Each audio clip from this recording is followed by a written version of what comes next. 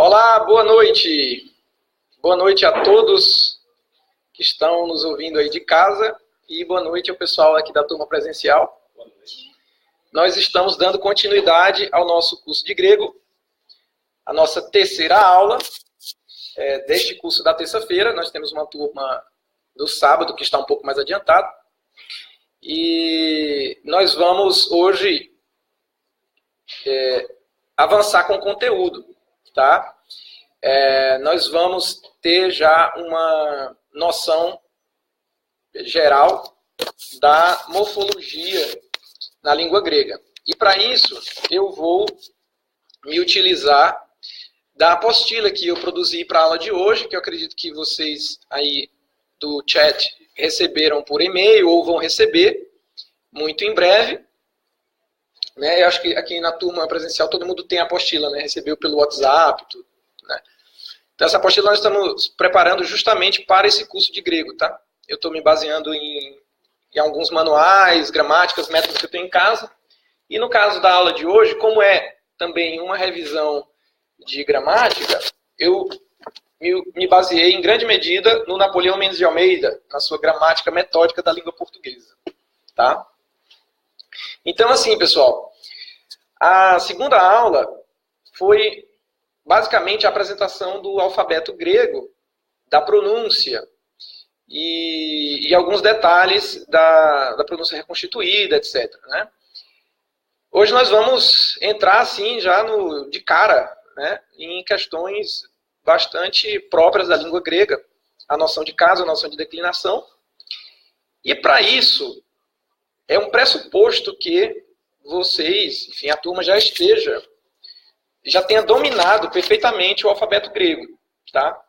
Eu sei que isso é difícil no início, se acostumar, e inclusive, pensando com essa preocupação, eu providenciei exercícios extras, que também a nossa equipe vai mandar para vocês por e-mail, vocês que deixaram no Messenger aí do Facebook na aula passada,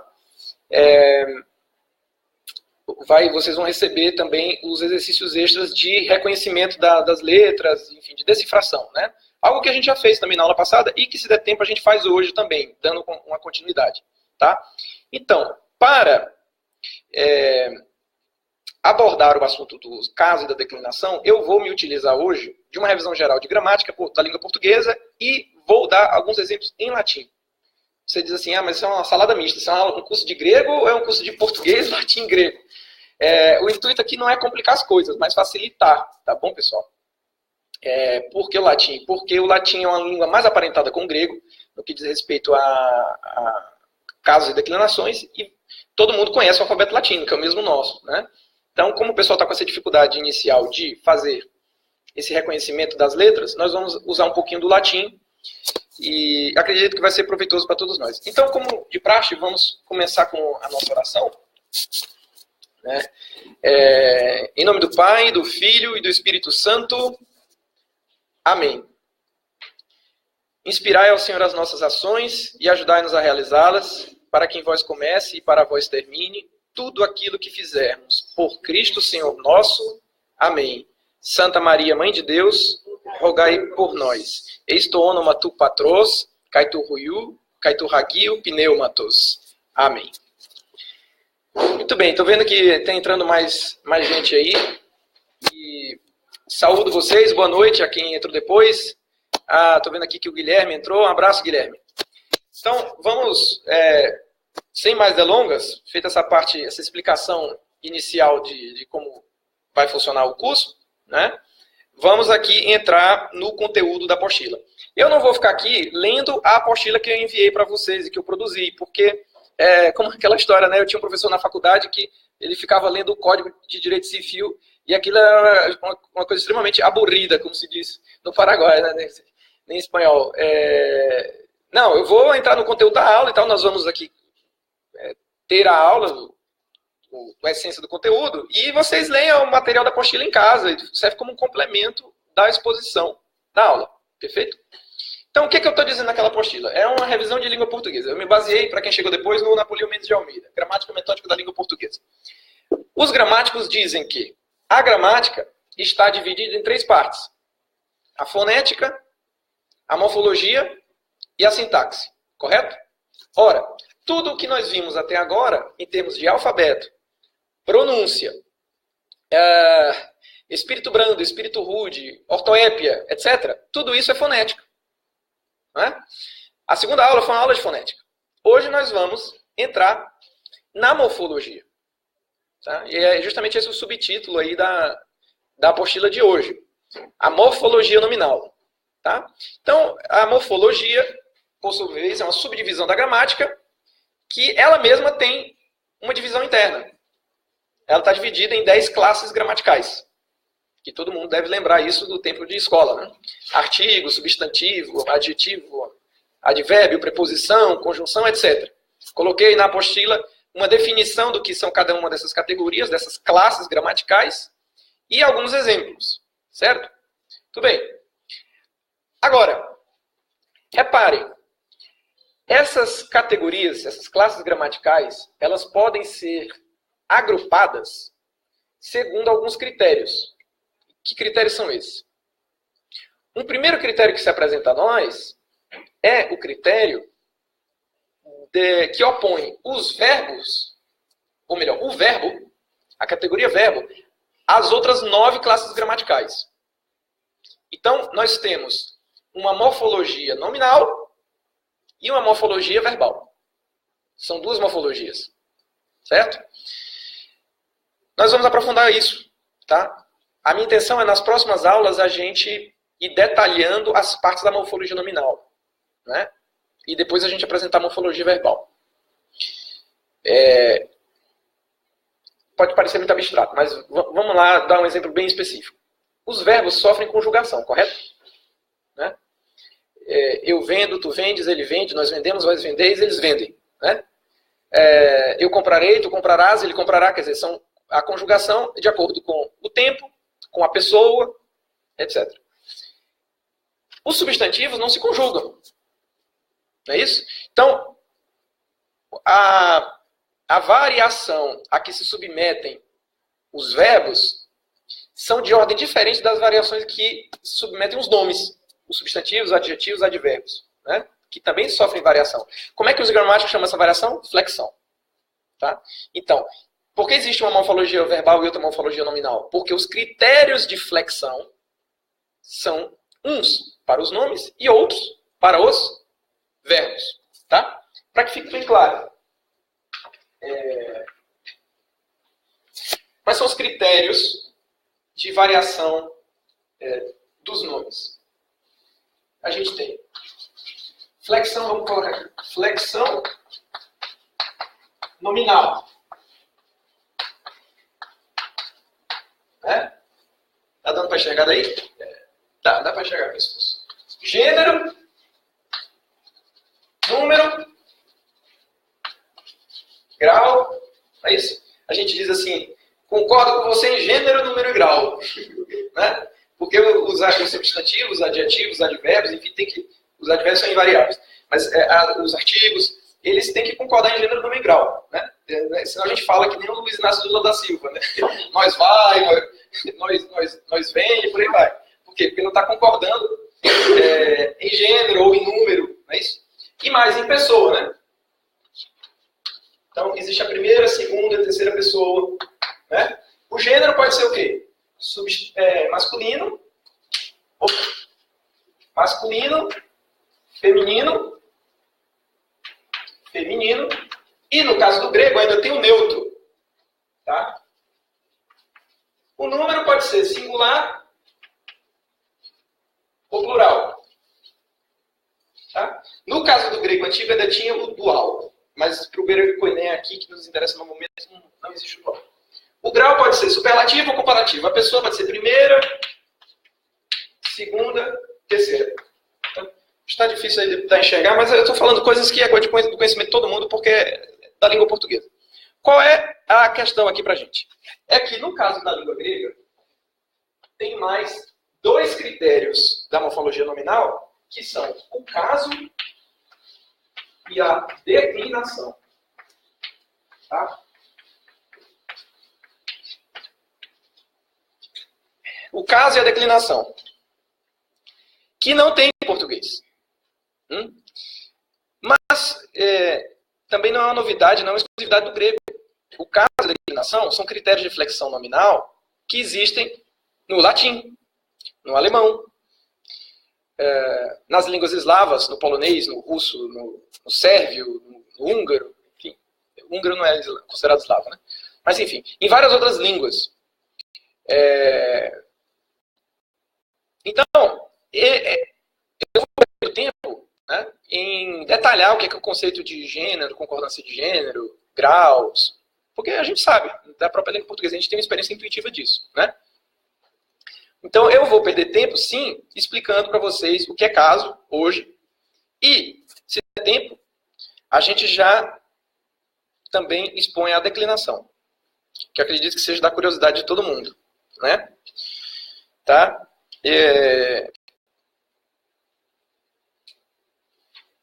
Certo.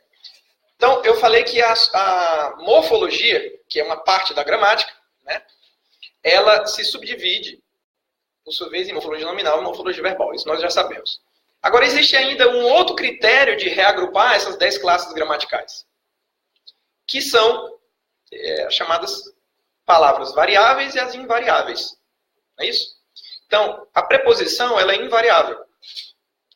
Quando eu digo para, ou quando eu digo, sei lá, perante, desde, esses termos eles não sofrem nenhum tipo de flexão. Então, as palavras variáveis, dentro da categoria dos números, é o que vai interessar para a gente aqui no momento. Tá? Qual é a dica que eu dou? Isso aqui tem alguma experiência de estudar língua estrangeira, língua que não é a materna. É a gente se concentrar em absorver logo de memória, memorizar mesmo, todas as categorias invariáveis. Preposição, conjunção. Isso é uma dica importante. É coisa assim de suar estudando língua estrangeira. Por quê? Porque você absorve logo todas as preposições, elas não vão lhe dar mais trabalho nunca mais na vida, você está entendendo? E quando você tem uma frase que tem palavras desconhecidas, você às vezes recorre à preposição para extrair dali o sentido, você conseguir captar minimamente o contexto, enfim, o que aquela frase quer dizer. Então, é uma dica apenas, né? Que eu dou. Bom, então, esse é o assunto da nossa aula de hoje. E é isso que nós vamos estudar aqui. Eu, então, coloquei aqui atrás de mim um exemplo do latim, que é do credo niceno-constantinopolitano. Né? Não é aquele credo apostólico, mais antigo ainda do que este, que é mais resumido e que a gente reza todo domingo na missa. Né? Esse aqui também aparece na missa, sobretudo em datas festivas. Não há nada que impeça liturgicamente, inclusive, ele aparecer todo domingo, mas pelo fato talvez de ser mais longo, não sei, os padres não costumam colocar só o credo apostólico mais sucinto. Esse credo ele nasceu do Concílio de Nicéia e do Concílio de Constantinopla, né, no ano 325 e 381, eu acho que é o Concílio de Constantinopla. Foram concílios que a Igreja definiu os dogmas trinitários. Por que eu estou escolhendo esse credo? Porque eu acredito que ele seja do conhecimento de muita gente, né, as pessoas que costumam cantar em coral gregoriano já cantam a missa de Ângelis, e, enfim, ele é bem básico. Mesmo para quem não o conhece na sua versão latina, o texto em português é bem conhecido. Então, eu vou me utilizar dessa facilidade de que as pessoas já conhecem, ou deveriam conhecer, né, o credo niceno-constantinopolitano para explicar a noção de caso. Tá? Vamos lá. Reparem. Creio em um só Deus, Pai onipotente, Criador do céu e da terra, de todas as coisas visíveis e invisíveis. Creio em um só Senhor Jesus Cristo, Filho unigênito de Deus, nascido do Pai, ante omnia sécula, né? Antes de todos os séculos, aqui eu cortei, abreviei. Deus de Deus, luz da luz. Deus verdadeiro de Deus verdadeiro. Gerado, não criado, consubstancial ao Pai. Vamos ficar com aqui. O credo é muito extenso. Para os propósitos da aula de hoje, esse pedaço já nos interessa assim, bastante. Então, repare. Filio in unum Deum. Olha, a palavra Deus em latim é Deus mesmo, tá?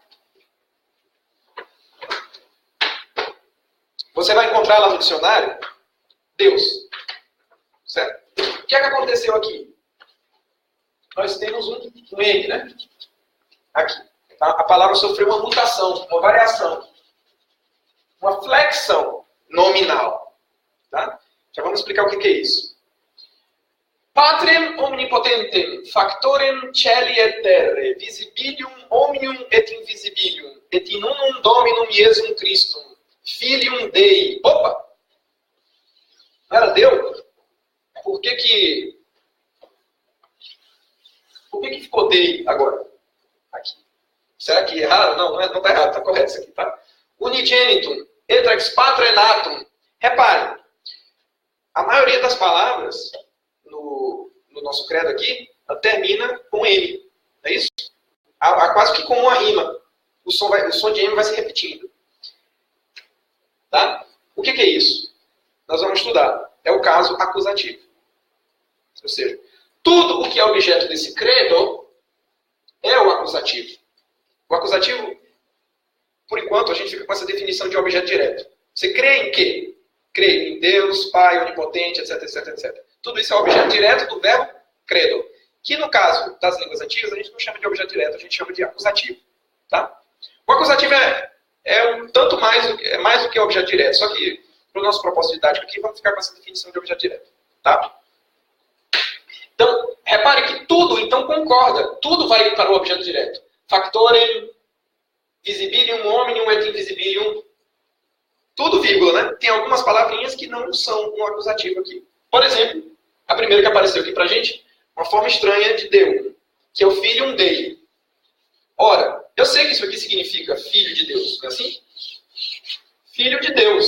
Então, a noção aqui é uma noção de genitivo, tá? Da origem. Né? Gené, o verbo geneo, em grego, significa origem. Então, não é o acusativo, Deum, mas já é o genitivo, Dei. Certo? Perfeito. Unigenitum et ex patre natum. Olha, reparem, eu tinha aqui patrem, que era o meu acusativo. Aqui já apareceu um patre. Não é porque eu esqueci de colocar um M aqui. É porque é assim mesmo. Patre. Tá? Ou seja, nascido do pai. Né? Isso aqui, a princípio, para a gente, ou pode ser uma noção de genitivo ou uma noção de ablativo. Deum de Deo. Aqui apareceu outra forma. Então temos Deus, Deum, Dei, Deo. Tá? Que é o ablativo.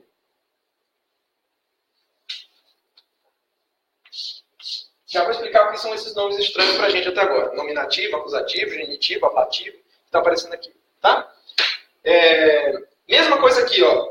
Reparem que não é Deum de Deo, mas Deum de Deo.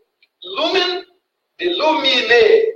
Aqui também está no ablativo. Ou seja, ablativo é a noção de from to, né? De para. A noção de algo que percorre uma certa distância, de uma origem remota, né?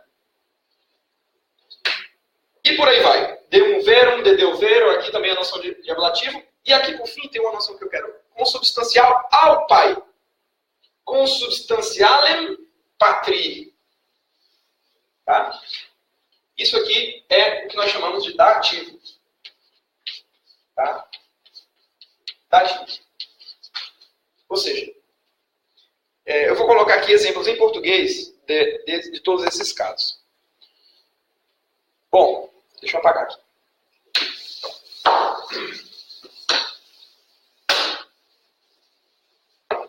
Acho que tem gente aqui que já pegou essa aula do sábado, né? Tá assistindo pela segunda vez, né? Então tá mal, agora tá moleza, né? Ah, você não tá? É novo pra você então. Esse patrem tá em que mesmo? Patrem. Patrem tá no acusativo também. Uma coisa interessante, esse som de N, no fim, ele é uma marca do acusativo. Sempre. Olha, 80%. Pode, se você tiver que chutar, assim, numa questão de múltipla escolha, entendeu? Você chuta no acusativo e vai com fé. Porque isso é o traço característico do acusativo. E, interessante, no grego também. Né? Vocês lembram do exemplo que eu dei em grego? Evangelion kata Ioannem. Né? O nome de São João em grego é Ioannes. Mas quando eu digo o Evangelho segundo João, eu digo no acusativo. Kata Ioannem. Esse que é o ni no grego. Mas é o mesmo som, é a mesma nasalização que tem no latim. Né? Deum, verum, etc. Tá? Claro, isso também depende da noção de declinação que a gente vai estudar mais para frente.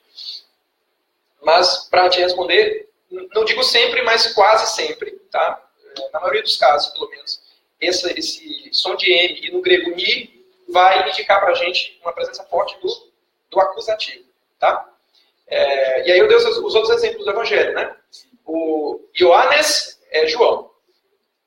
Então, o Evangelho segundo João, kata Ioannem, no acusativo. Segundo Marcos, kata Marcon.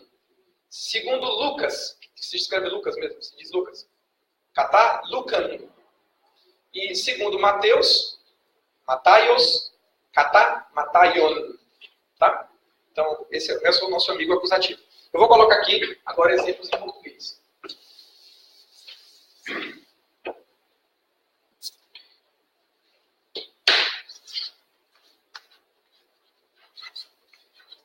O professor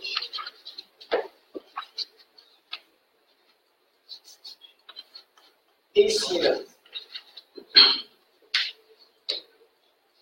Fazer mais forte.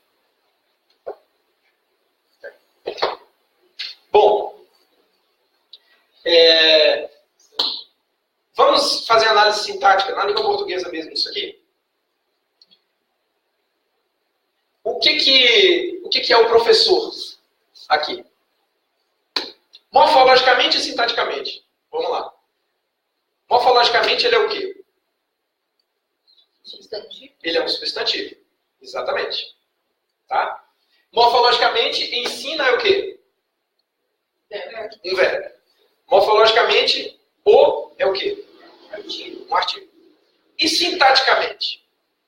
É interessante a noção de morfologia e de sintaxe. Morfologia é a palavra em si, enquanto tal. Né? Na sintaxe eu já coloco uma em relação com as outras. Né? É uma noção mais dinâmica e mais relacional. Sintaticamente, professor é o núcleo do sujeito. Por que núcleo do sujeito? Porque o sujeito, na verdade, é o professor. Tá? Mas professor é o núcleo do sujeito. E o artigo? Sintaticamente é o quê? Alguém lembra? Essa pergunta que eu estou fazendo aqui, esse teste, não é para eu saber se não é para aplicar a provinha, é porque essas noções vão ser importantes quando a gente estudar cada um dos casos. A gente ter bem de memória o que são essas categorias sintáticas. Tá? Lembra? O artigo é um adjunto adnominal. Tá? E o verbo é chamado de núcleo do predicado. Correto? Muito bem. O professor ensina. O professor está no caso nominativo. Tá? É a noção mais básica que vai surgir para a gente logo de início. Né? É a toa que eu estou falando dele primeiro. Nominativo. Tá? A definição de nominativo dessa gramática aqui é bem interessante. Em resumo, ele diz o seguinte, que nominativo é a posição do sujeito. Olha só. O nominativo, como a própria palavra diz, é o caso do nome, da sua expressão referencial. É o caso do sujeito, do adjunto adnominal do sujeito, ou, no caso o artigo, né? Do predicativo do sujeito. Eu aprendi até aqui. E ele acrescenta mais uma, do aposto do sujeito. Ou seja, do sujeito, do adjunto adnominal do sujeito, do predicativo do sujeito e do aposto do sujeito. Ou seja, é do sujeito e de tudo que tem a ver com o sujeito. Essa definição é ótima. Porque, assim, ele cobriu todas as possibilidades possíveis, tá entendendo? Repare. Agora, se eu digo, o professor ensina grego.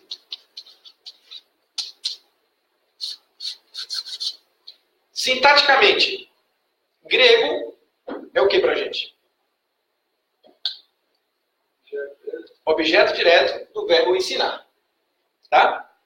Que, nas nossas línguas de casos, como o latim e o grego, nós chamamos, alguém lembra, eu falei alguns minutos atrás, que o objeto direto pra gente, em termos de caso, é o acusativo. Perfeito. Perfeito. É meio ruim aí de enxergar. Não, mas dá pra enxergar. Bom, agora vamos complicando esse negócio aqui. O professor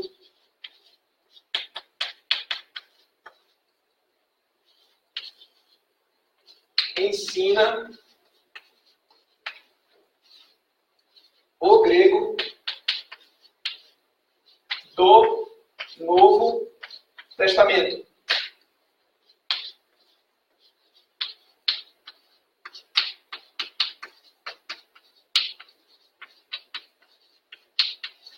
Né? Eu já tinha colocado aqui. Do Novo Testamento. Do Novo Testamento.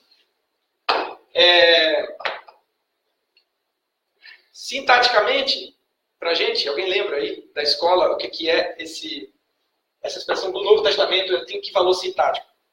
Chama-se adjunto adnominal restritivo. Porque eu estou limitando, não é todo o grego que eu ensino, mas o grego do Novo Testamento. Entende? Isso aqui pra gente é uma noção de, em termos de casos, genitivo. Perfeito.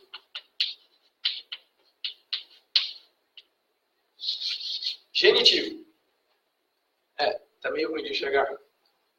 Deixa eu apagar aqui.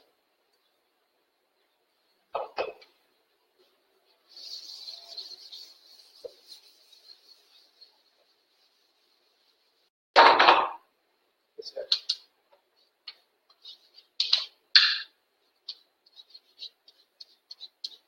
Genitivo. Ótimo. Agora vamos colocar outro exemplo aqui. Vamos aumentar essa frase. O professor ensina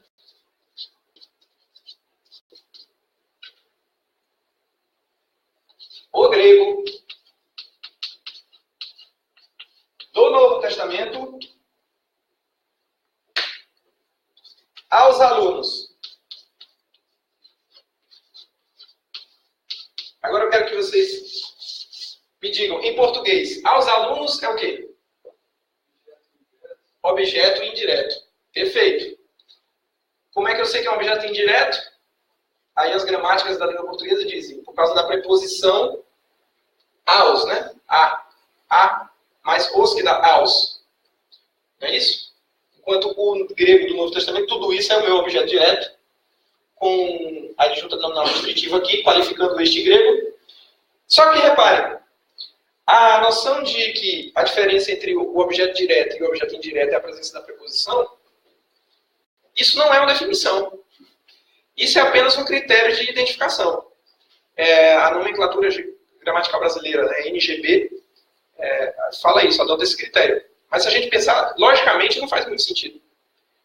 Do ponto de vista lógico, a noção de caso é muito mais precisa. Seja como for, na gramática a gente aprende que isso é um objeto indireto e é mesmo. Agora, em termos de caso, que caso é esse? Dativo. Dativo.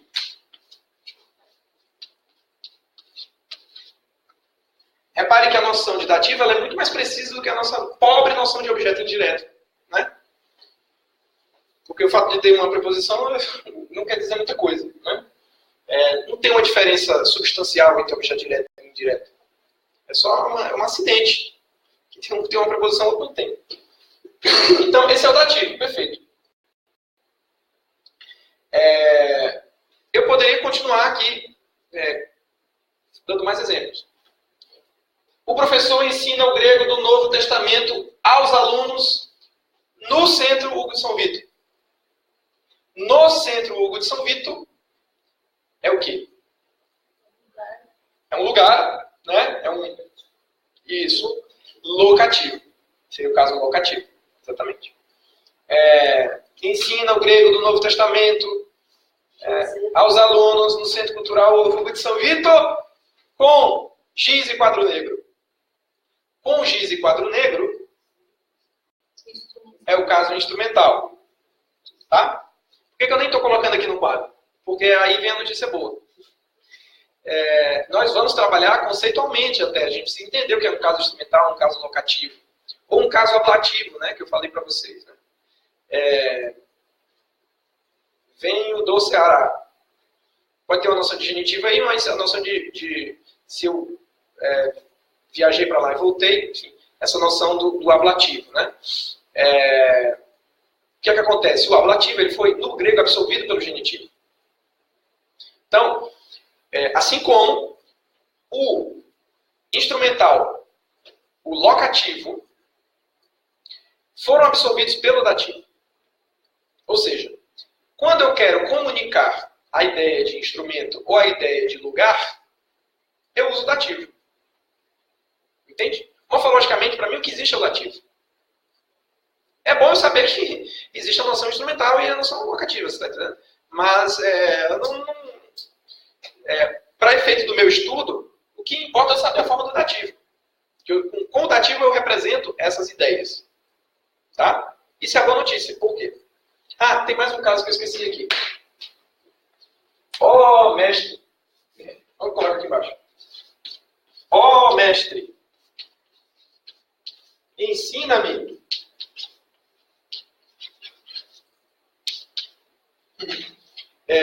Que é um caso bem fácil, porque, inclusive, na língua portuguesa ele tem o mesmo nome. É um caso vocativo. Eu estou invocando, né? Eu estou chamando. Esse é mais um caso. Tá? Esse existe na língua grega e na língua latina. Tá? Então, em alguma aula, mas ele não vai dar muito trabalho, ele é um caso fácil da gente lidar com ele. Até porque a ocorrência também é mais rara, é menos frequente, pelo menos. E também o comportamento morfológico dele é moleza.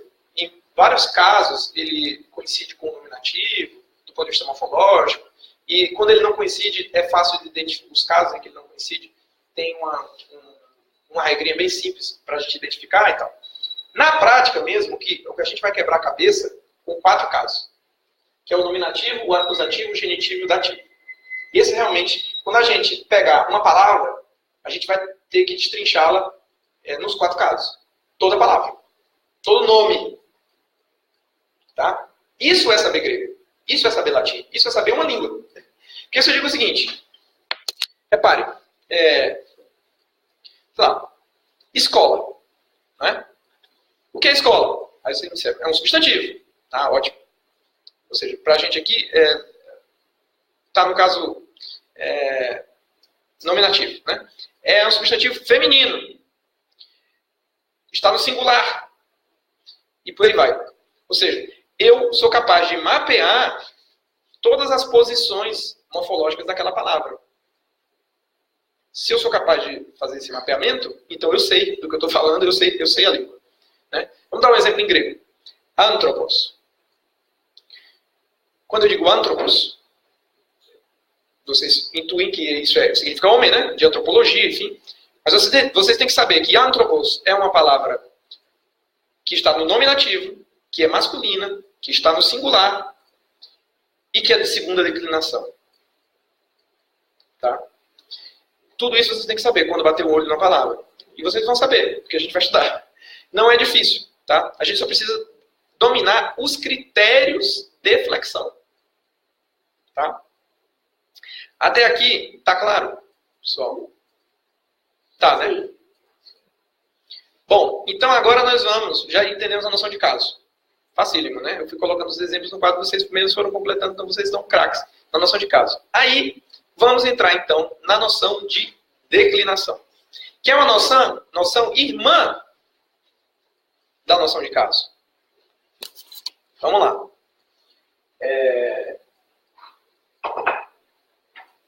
Vou apagar isso aqui, né? Entendeu? Eu acho que a gente está... bom, usamos 35 minutos. Ah, pronto. Eu já vou fazer 2 em 1. Quer dizer, eu queria justamente que sobrasse alguns minutos finais da aula para a gente continuar o nosso exercício de reconhecimento das letras. Então, nós vamos fazer as duas coisas ao mesmo tempo. Vamos dar a noção de declinação e, ao mesmo tempo, fazer o nosso exercício de reconhecimento das letras. Bom, vamos lá. Que letra é essa? Eta. Isso. Espírito brando ou espírito rude? Rude. Né? Então isso aqui se lê como? Ré. Ré. Tá? Que letra é essa? Si.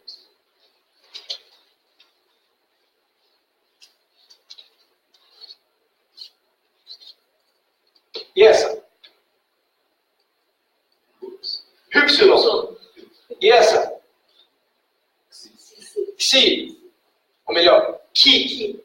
Ki, tá? O Xi, ele é assim e assim o maiúsculo, tá? Esse aqui é o Ki. Ki, tá? Já vou dar um exemplo. Eu acho que eu não falei isso nessa turma de texto. Para a gente nunca mais confundir o Ki com nenhum outro e nem o Rho, que também é complicadinho, ele parece um P, né? Mas é um exemplo muito bom, que é um exemplo histórico, inclusive, né, da arte paleocristã. Bom, esse aqui é o Xi, tá?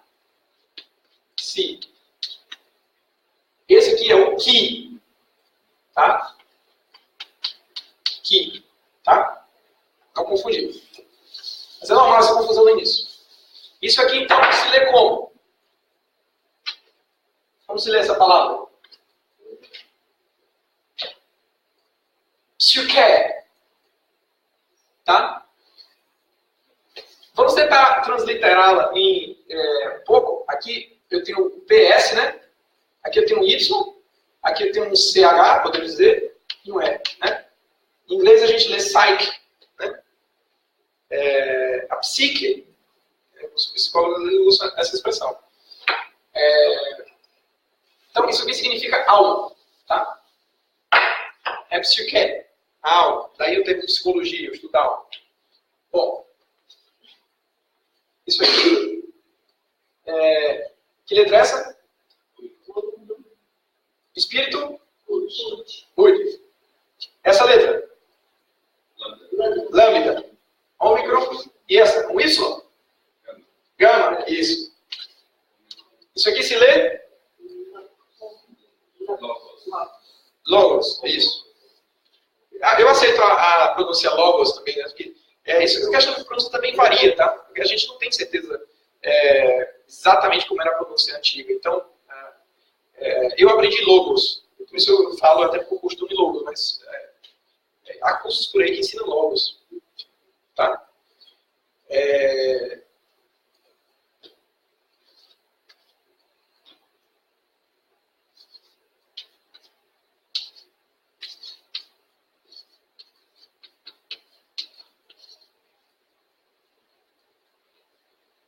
Aqui é? Isso. Rude. Alfa. Não, aqui. É o Ni. Se a minha letra não está ajudando, mas aqui é o Ni, tá? Aqui é o Teta. E... Perfeito. Isso aqui se lê então Rho.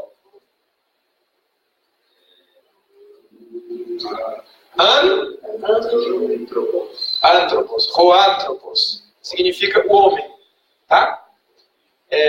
Detalhe, é o homem enquanto ser humano, o homem enquanto gênero abstrato, tá? Porque nós temos também a palavra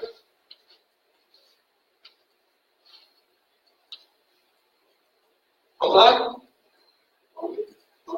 Isso, com espírito. Aqui é um. Com espírito. Aqui é um. É o ni. Tá? Aqui é o.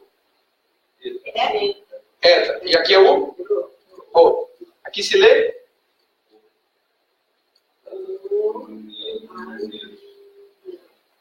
Ruaner. Aqui é o homem no sentido masculino, tá? Tá? Em inglês a gente tem male, né? Male como em oposição a female.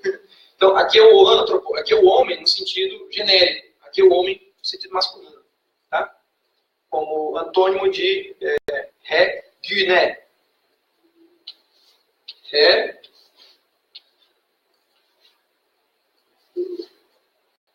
Meu menino estão ajudando, né? Porque eu Reguiné. Aí você diz assim, Reguiné, mulher, mas Fred, assim tá difícil. A língua grega é impossível da gente aprender. As palavras são muito novas, são muito diferentes da língua portuguesa. Guiné não tem nada a ver com mulher. Será? Vamos transliterar isso aqui? O gama tem som de quê? De G, né? Essa aqui, lembrar essa aqui? A letra não está ajudando, mas esse aqui é um Wilson, tá? Em seguida eu tenho o Ni. Depois eu tenho o som de... Só falta colocar aqui, ó. Ginecologia. Gineco, né? Guiné, ginecologia vem de Guiné, tá? Então, o que acontece é que a gente tem que ter um pouco de imaginação. Às vezes a gente olha para uma palavra e a gente não vê nenhum parentesco dela na língua portuguesa, mas existe. Tá? Um outro exemplo disso.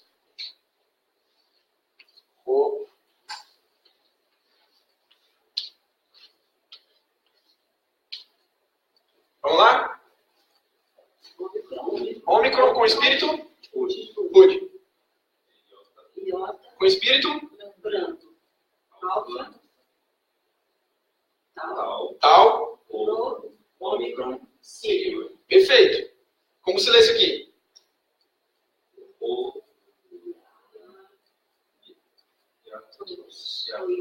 Iatros.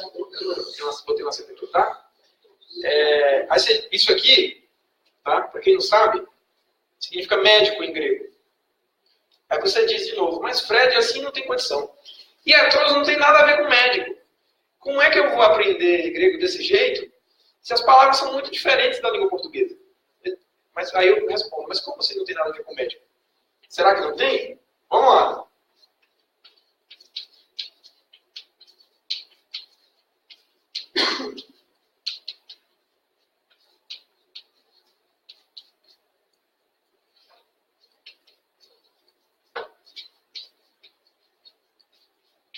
O que há de comum entre o psiquiatra, o geriatra e o pediatra? O iatra. Né? E o fato de que os três são médicos.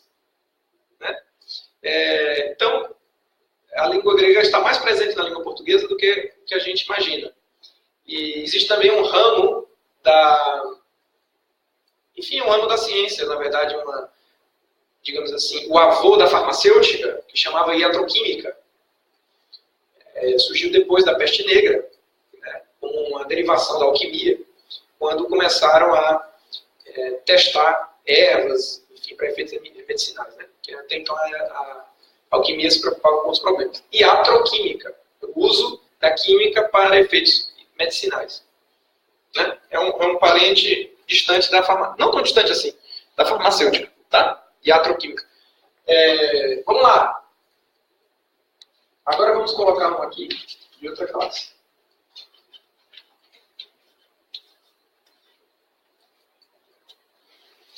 Dá para ler aí? Tá meio ruim, mas... Vou fazer mais.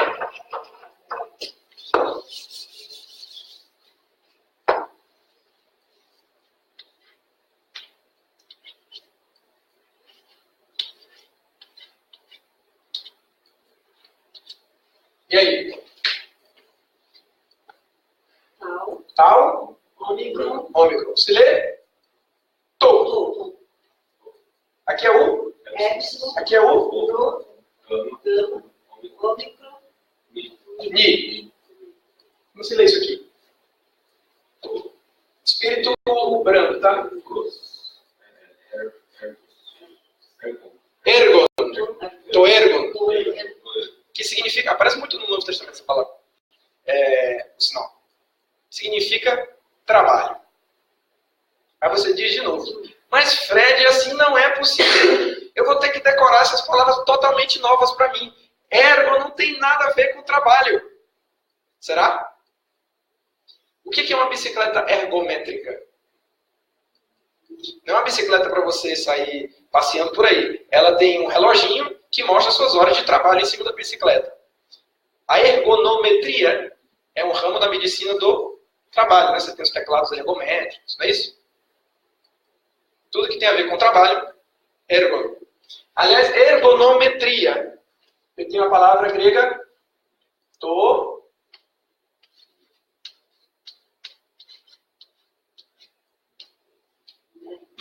tometron, que significa medida. Tá? Muito bem. Só para a gente brincar mais um pouco dessa história de decifrar e já encontrar os nossos parentes distantes.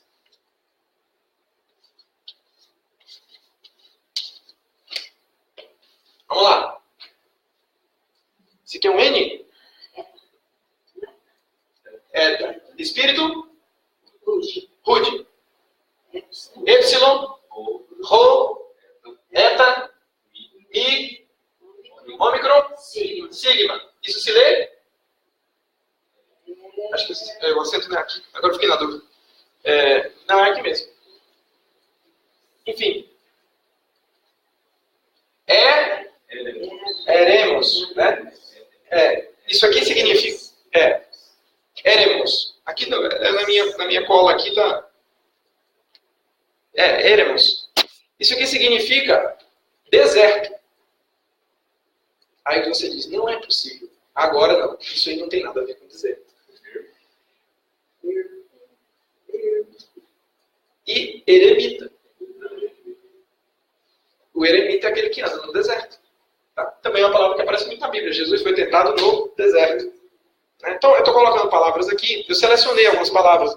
No meu estudo, na minha preparação da aula, eu fui selecionando palavras interessantes para a gente. Tá? Palavras que nós vamos usar para poder ler as Sagradas Escrituras. Vão ser úteis para o nosso vocabulário. E que também tem um parentesco com a língua portuguesa. Então, isso facilita até da gente absorver o vocabulário. Né? Porque toda a parte frustrante, inclusive, de estudar uma língua estrangeira, qualquer que seja ela, é a parte de adquirir vocabulário. Essa é a parte, das palavras variáveis, né? Também. Bom, muito bem. Eu tenho mais algum... vamos colocar mais um aqui.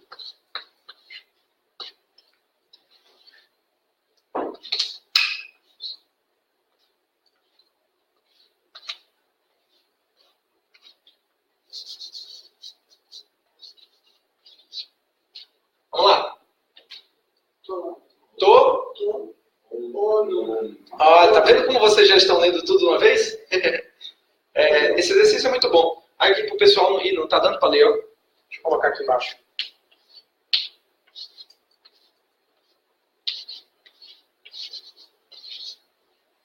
Aí, agora o pessoal conseguiu ler. Aqui, pessoal. Toonoma. Que significa? Algum palpite? Significa nome. Tá? Quando a gente pega um livro substancioso, assim, né, volumoso, com a citação de várias datas, autores, personagens e tudo, às vezes lá no fundo a gente encontra um índice remissivo e às vezes, com sorte, a gente encontra também um índice onomástico. Um índice dos nomes das pessoas citadas naquele livro, naquela obra. Um índice onomástico. Onoma, né? Aliás, a gente começa a nossa aula, né? Estoônoma, tu patros, kai tu ruiu, kai tu ragiu pneumatos. Então tá aí, o ônoma, em nome do Pai. Estoônoma. Tá? Mandei até para o nosso grupo, né? Um exercício que já tinha o em nome do Pai, do Filho e do Espírito Santo, e que eu tirei ali, fotografei a Didaquê. A Didaquê é aquele documento do primeiro século do cristianismo que diz como se deveria batizar, né? Com água corrente, né?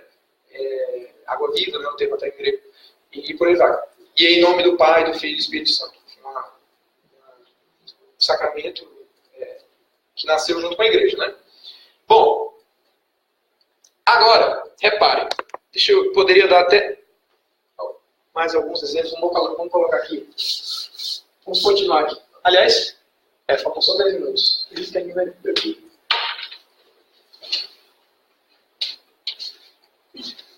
Botar algumas palavras femininas. Vamos lá. Espírito. Rude. Ômega. Alfa. Isso aqui se lê? Rora. Quase lá.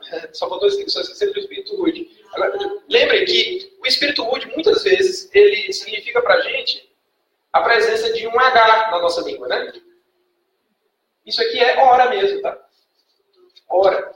Tá? A minha hora ainda não chegou, diz Jesus. Essa hora aqui que ele está falando. Hora, se pronuncia hora, por causa do espírito rude. Tá? E um exemplo aqui bem interessante.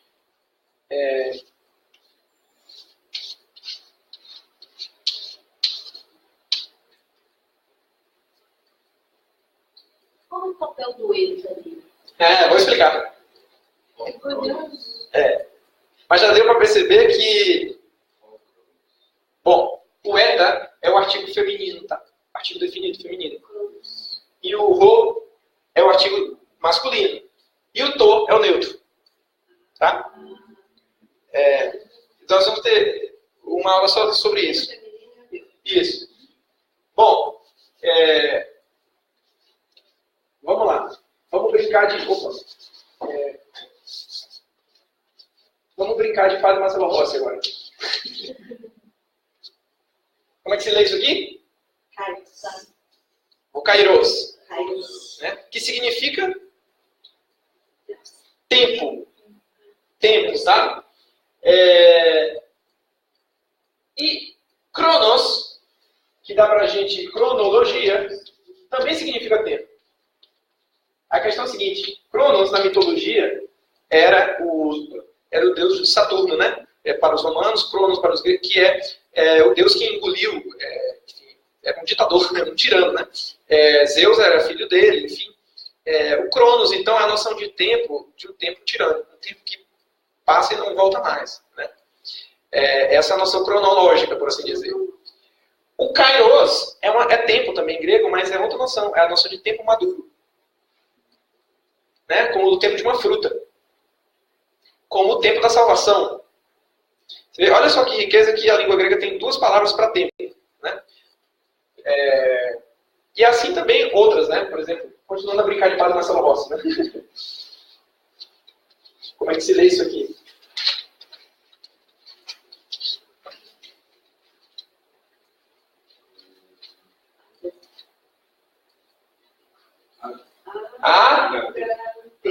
HP. Em português a gente diz ágape, né? Mas o original em grego é agape, tá? Agape. A caridade. Tá? E tem outro tipo de amor, que é a filia, né? Que é um amor da amizade. Mas é um amor também. Inclusive tem, pena que não vai dar tempo hoje, mas toda aquela passagem de João 22, em que depois da traição, Jesus ressuscitado, encontra Pedro e os demais apóstolos pescando no lago de Tiberíades, e aí Jesus pergunta a Pedro, confirma no seu ministério petrino, né? Me amas, tu me amas, tu me amas? Né? Tem um detalhe sobre isso aqui que eu não vou revelar agora, porque não vai dar tempo, é um pouco longa essa história. Mas é lindo. Assim, só a língua grega preserva isso, né? As nossas traduções de português não tem como fazer esse tipo de Mas é lindo, mas eu vou deixar para um ponto de que a gente está com mais tempo. Porque ele precisa dar algumas coisas. Bom, então, a Eva observou uma coisa. Bom, eu coloquei aqui uma série de palavras, certo? E vocês veem que algumas palavras, elas são um pouco parecidas nas suas terminações. Vocês notaram isso? Logos, antropos, iatros, eremos,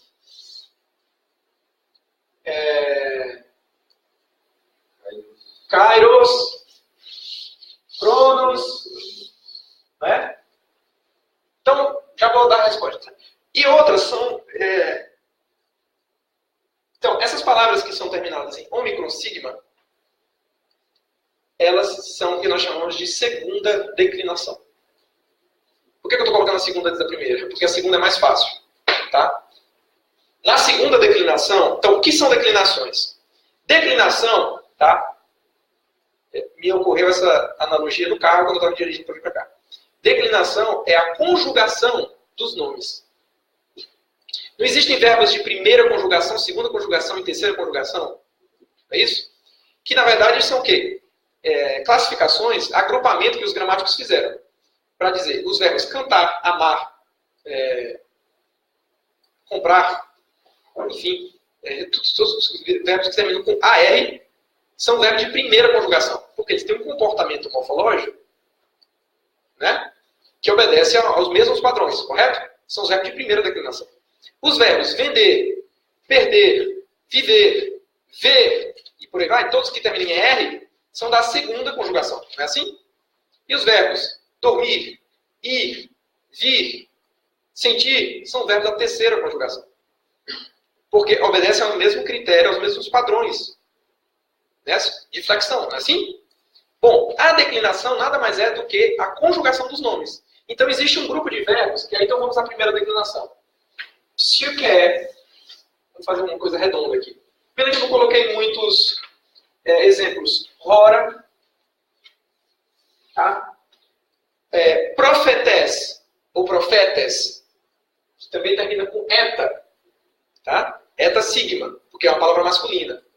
As palavras, então, que terminam em eta, ou eta sigma, e alfa, ou alfa sigma, são da primeira declinação.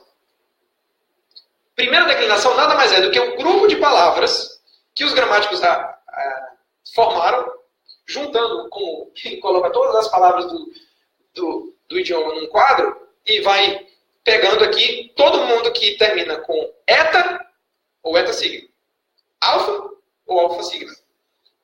Então, eles juntaram todas numa cesta e chamaram essa cesta de primeira declinação. Ora, eta sigma ou alfa sigma são as masculinas desse grupo. E as que terminam em eta ou alfa são as femininas. Tá? Então, ré, hora, aqui eu já tinha respondido a Eva. Ré é o artigo definido. A hora. A hora, tá? Repsi, que é a alma. Certo?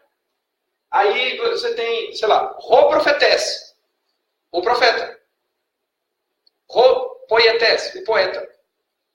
Então, nesse grupo de palavras, essa primeira cesta que a gente tem, que são palavras terminadas em quê?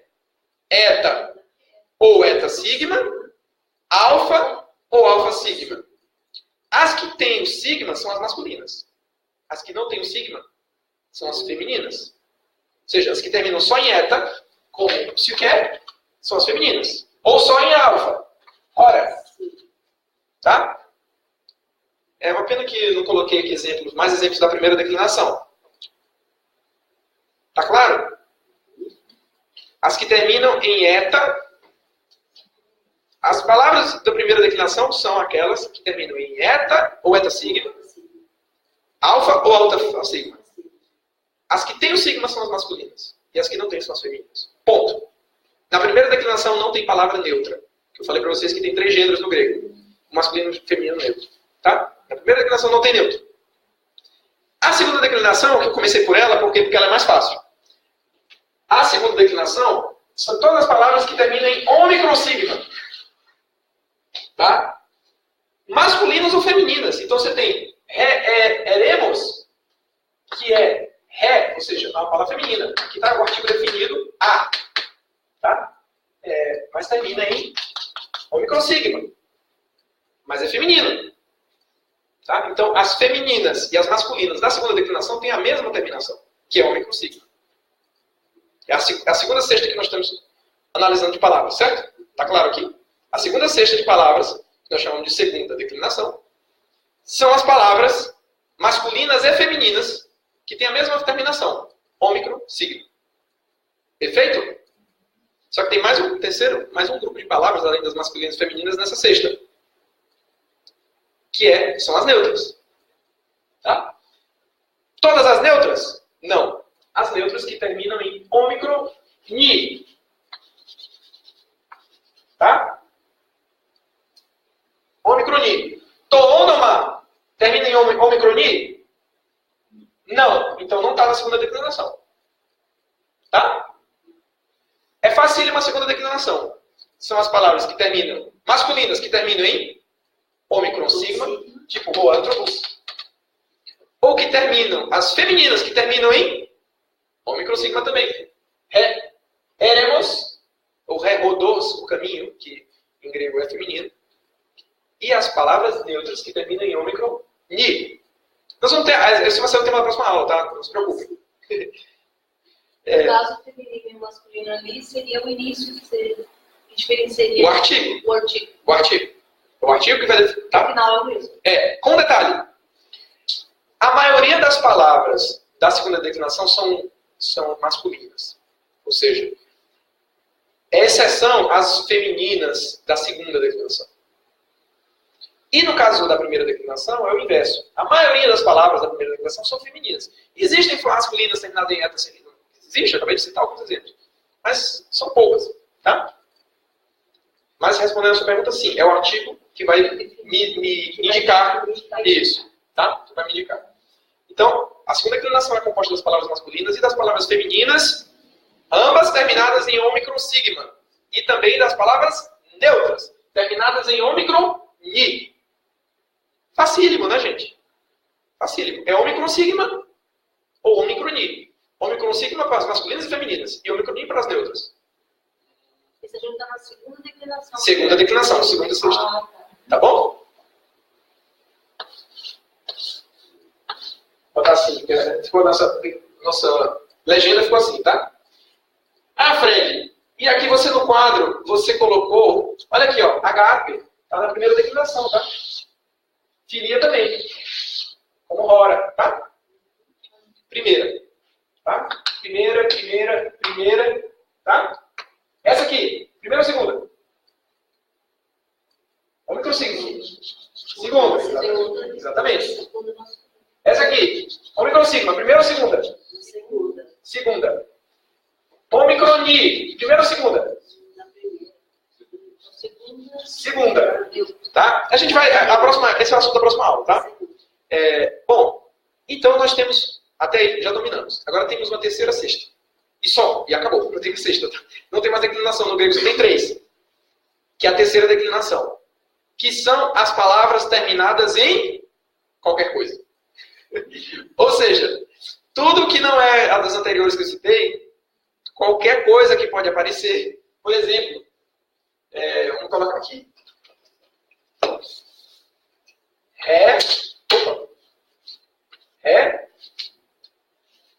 Nux. Terminado em xi. Nux. À noite. Tá? É da terceira declinação. Enfim. Roaner. Terminou em ro. Ó, tá vendo? É a terceira.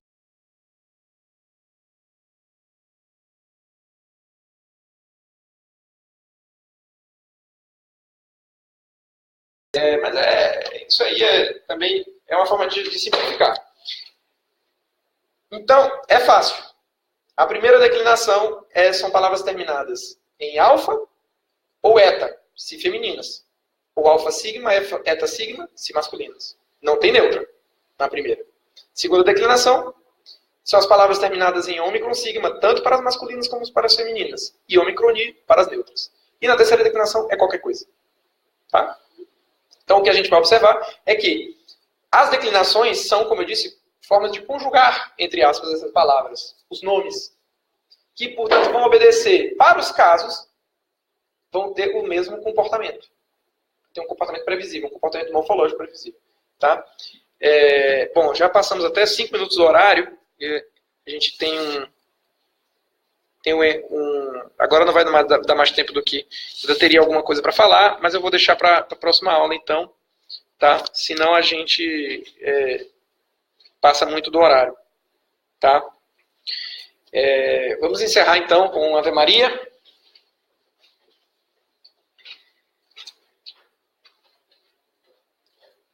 Estou onomatu patros, kaitu huiu, kaitu hagiu pneumatos, haire Maria, que haritomene, o curios metassu, eulogemenesu engunaixi, caiologemenos vocarpos despoilia su Jesus.